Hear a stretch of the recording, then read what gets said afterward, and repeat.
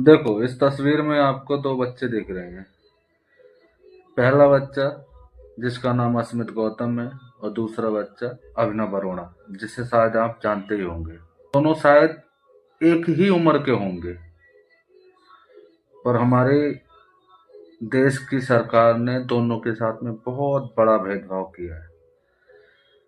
एक को पुरस्कार और सम्मान, और दूसरे के हाथों में हथकड़ी और जेल। ऐसा क्यों किया, मैं आपको वो भी बताऊंगा। पहला बच्चा अस्मित गौतम, जो 14 साल का है, जिसकी आरोप क्या था कि उसने सरकार से कुछ सवाल पूछ लिए जो शायद उसे नहीं पूछने चाहिए थे, क्योंकि सरकार के पास इनका जवाब नहीं है। अब जवाब नहीं है तो कुछ तो एक्शन लिया जाएगा। उसने क्या पूछा उसने क्या पूछा कि हमें अच्छी शिक्षा कब मिलेगी। उसने पूछा हमें रोजगार कब मिलेगा। उसने कहा हमें साफ पानी और साफ हवा चाहिए। बस इतना था उसका आरोप, और इसके बदले में उसको क्या मिला? एफआईआर और जेल। क्योंकि इस देश में अपना हक मांगना बगावत है।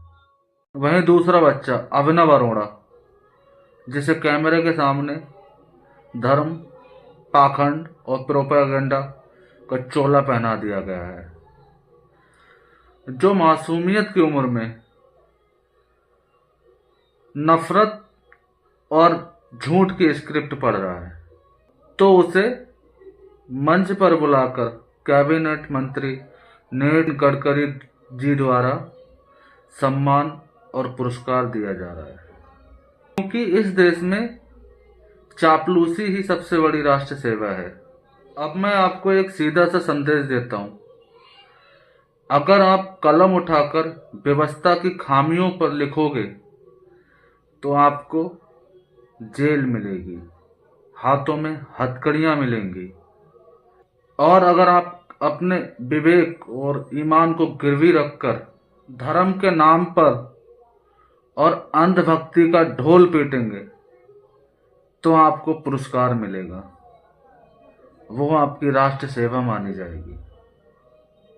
आप लोगों को सोचना है कि आप अपने बच्चों के आज हाथों में भी हथकड़ी विश्व में देखना चाहते छाई है हैं या हिंसा ट्रॉफी। और नफरत की बहुत आंधी। सिंपल सा तो सवाल है। अमन चैन बाकी फैलाने का को आप जग समझदार में हैं। अवतरित फिर क्या हो।